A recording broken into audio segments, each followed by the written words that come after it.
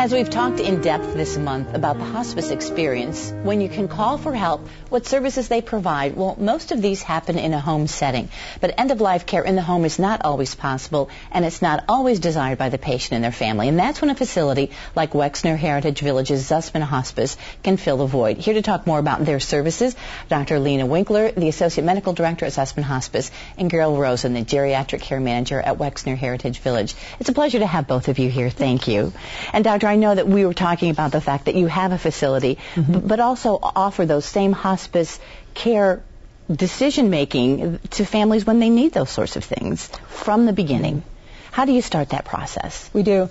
Well, one of the important things to make sure that you actually do get to die in a way that you would want is letting family members know ahead of time, because the truth is only 6% of people in the United States die suddenly, which means 94% of us have a very good chance of dying an artificially prolonged, unnatural death in a place we might despise. I look shocked at that because I am. And most people don't realize that. And it's only with advanced care directives, which would be a healthcare power of attorney, or really importantly, a living will, where you get to state ahead of time and also let your family members know and your doctors know how it is that you would want to have your life end. Because it can be a situation where you're separated from the support and love of your family and friends, or it can be a very graceful, dignified celebration of your life. And the truth is, doctors only get 1 day of training during their medical school career to give bad news. They get no training on recognizing you're dying, no training on taking care of you when you're dying, unless they seek it out. Only a third of doctors even know if you have an advanced care directive. And truthfully, only a third of people who die with an advanced care directive, like a living will. So if you don't do these things and have these difficult conversations, there's no way for your family to take care of this without sometimes disabling horrendous doubt, guilt, and regret. But the question always remains, how do I know when this is the right time? Yeah. And the timing is crucial to the families anyway. It is. It is really hard. And it's also a really difficult conversation because you're the one who really needs to bring it up with your family and doctor. So we actually have a new program over at Wexner Heritage Village called Geriatric Care Management, and they help guide families through this because this is not something we're used to thinking about.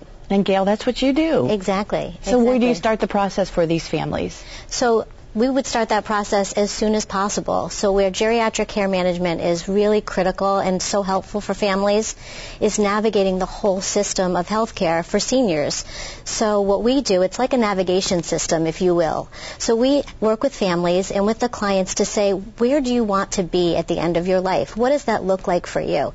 And let's start having those conversations. Even before somebody might be ill. I mean, if I have a viewer out there now who's maybe older, mid-80s, 90s, and they know that that day is coming, but they still feel fine. They should give you a call. And you know what? Especially in those situations. So we think of it as it's a way to plan. It's a way to have those conversations when there's not a crisis, because we know when it's a crisis, there's emotion and there's so many different opinions. And yet, if we can have these kinds of conversations and plan for the end of their life when it's not a crisis, then we can really be thoughtful.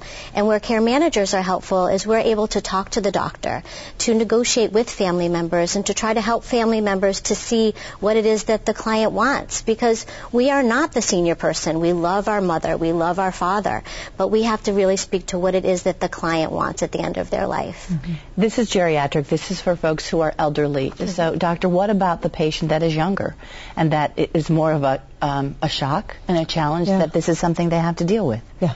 And everyone should have these documents, too. I mean, I've taken care of young patients on our hospice. Our inpatient unit has 5 beds. It's like a hotel home setting. It doesn't even smell like a medical facility. It's just a very comfortable, warm place to be. But we've had families come in deep, horrible shock because it's a young family member. So really, everyone should have these.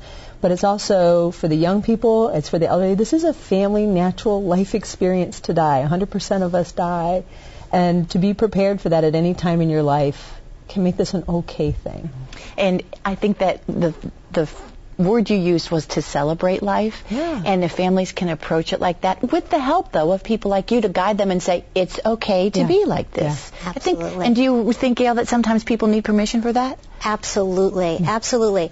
I mean, I really do believe that our target market of the people that we really want to offer services for are really two important groups. One where families are out of town and the client is at home and aging and things are starting to happen, families out of town. The other is that sandwich generation. So these are individuals who are sending their kids off to college and then at the same time have aging parents.